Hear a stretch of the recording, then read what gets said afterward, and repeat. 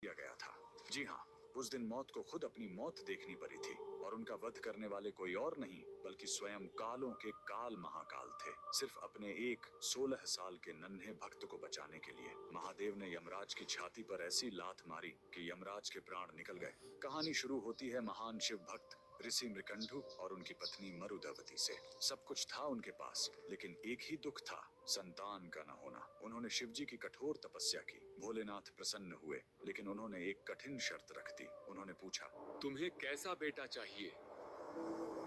एक जो 100 साल जिए लेकिन मूर्ख हो, या एक ऐसा ज्ञानी बेटा जिसकी उम्र सिर्फ 16 साल हो? ऋषि ने पत्थर दिल करके कम उम्र वाला ज्ञानी बेटा चुना। घर में किलकारी गूंजी। बेटे का नाम रखा गया मार्कंडेय। मार्कंडेय बड़ा होने लगा, उसका तेज बढ़ता गया।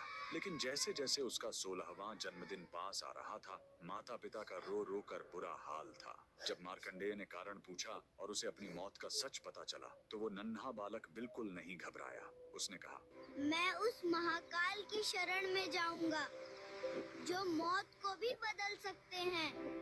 वह घर छोड़कर एक पवित्र और सुंदर नदी के किनारे आ गया। उसने मिट्टी से एक शिवलिंग बनाया और तपस्या में लीन हो गया।